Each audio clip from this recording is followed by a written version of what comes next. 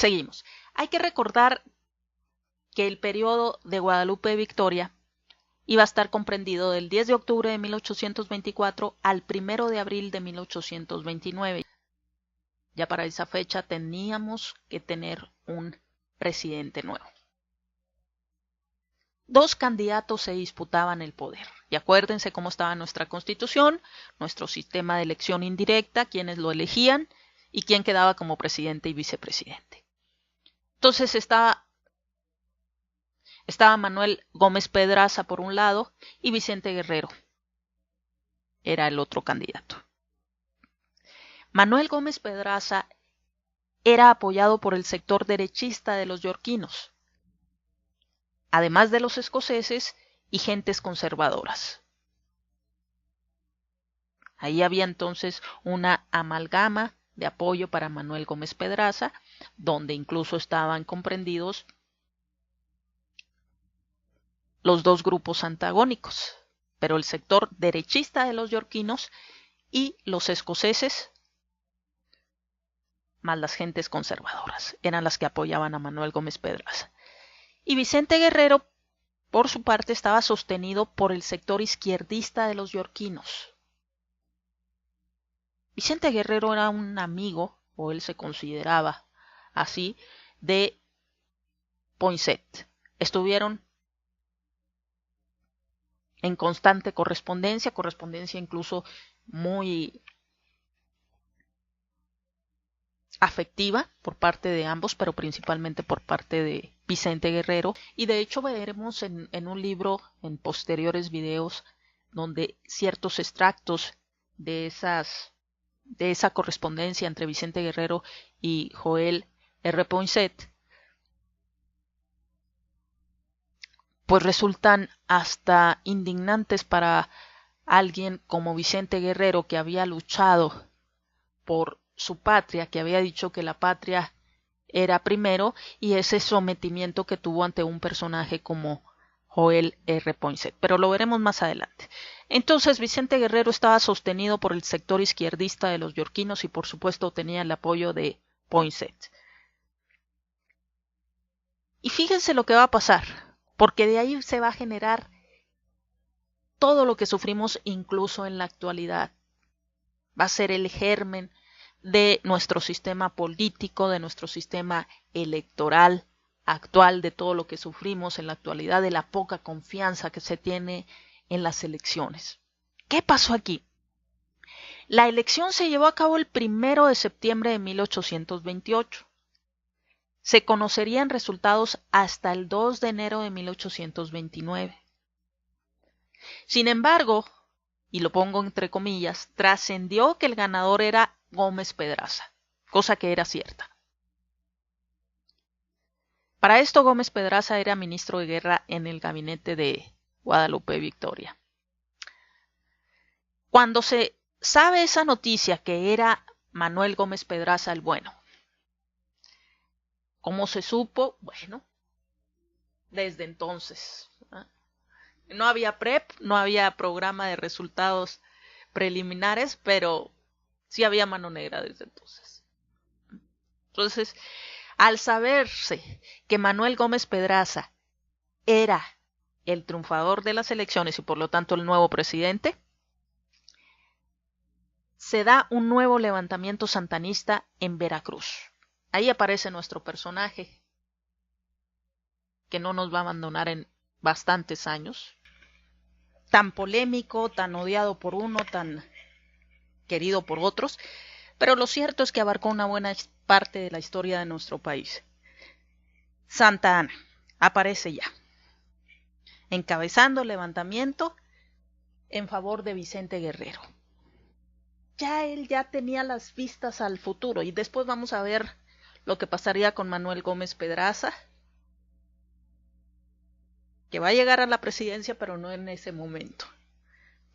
Ya Santa Anna estaba visualizando el futuro, ya estaba preparándose el camino desde entonces para asumir el cargo como presidente. Pero aquí lo importante es que aquí se genera el vicio. Aquí se genera el vicio de unas elecciones no respetadas, de una información previa que no debió de haberse conocido y que generó como consecuencia un levantamiento violento para modificar el resultado de unas elecciones. El jalapeño Santana toma el camino de Oaxaca, donde pasó algunos apuros y ya se estaba arrepintiendo de haberse levantado en armas, cuando para su suerte, porque si algo tuvo Santana, aunque fue muy voluble y estuvo a veces en el centralismo, otras veces en el federalismo, se cambiaba de un lado, se cambiaba del otro, era liberal, era conservador cuando le convenía, pero se sabía cambiar en el momento adecuado y tuvo mucha suerte, mucha buena suerte. Entonces, cuando él ya estaba casi arrepintiéndose de haberse levantado en armas en favor de Guerrero, en la capital, Lorenzo de Zavala y el general Lobato, José María Lobato, se apoderan de la Acordada, el 30 de noviembre de 1828. La Acordada era una cárcel y lo hacen en apoyo de la rebelión veracruzana. Con eso respira Santana. Y después toma como bandera que él fue el primero que tomó las armas a favor de la República. Después se va a llevar a cabo el saqueo en el Palacio y en el barrio comercial del Zócalo denominado El Parián, el 1 y el 3 de diciembre de 1828. ¿Qué hace Gómez Pedraza? Huye de México y renuncia, presenta su renuncia. Después lo vamos a ver que vuelve, pero por lo pronto presentó su renuncia. Y el Congreso, vamos a ver también al Congreso que reacciona de unas maneras impresionantes, se contradice a lo largo de estos primeros años. Acuérdese que ya había hecho de las suyas, ahorita lo mencionábamos. Primero nombra a Iturbide como emperador, después alega que cuando se le presenta la renuncia de Iturbide, no la acepta porque dice que el nombramiento de Iturbide como emperador fue producto de la violencia, un vicio de la voluntad. Como consecuencia se genera la nulidad del nombramiento como emperador de Iturbide. Y aquí lo que hace es elegir a Guerrero como presidente, a Vicente Guerrero. Era un triunfo para Poinsett colocar a Vicente Guerrero, que ese era el presidente débil al que se podía y al que se pretendía manejar. Y Poinsett va a escribir a Santana felicitándole por ponerse a la cabeza del pueblo oprimido. El 1 de enero de 1829 se abren las constancias electorales y resulta que 11 legislaturas habían votado por Gómez Pedraza y 8 legislaturas por Guerrero. Entonces era cierta la información adelantada de que Gómez Pedraza era el que había ganado.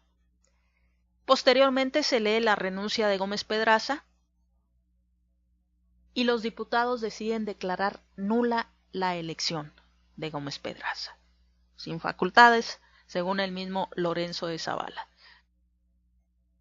El 9 de enero, pues, de 1829, se nombra a Guerrero como presidente y a Anastasio Bustamante como vicepresidente. Acuérdense, siempre el vicepresidente era el peor enemigo del presidente. Esta no va a ser la excepción. Y también Anastasio Bustamante va a tomar las armas en contra de Guerrero. La toma de posesión de Guerrero se da el 1 de abril de 1829. A poco más de 3 meses en la presidencia, desde La Habana el general Barradas se aproxima a Tampico el 27 de julio de 1829 para apoderarse del puerto con 4,000 hombres, con el objetivo de recuperar a la Nueva España, de recuperar la colonia española. que ya no había nada de colonia española, ya estábamos luchando por un gobierno propio, estábamos batallando, estábamos aprendiendo a gobernarnos muy mal, pero lo estábamos intentando. Y todavía venían los españoles a querer recuperar pues la que fue en su momento la colonia más importante de América para ellos.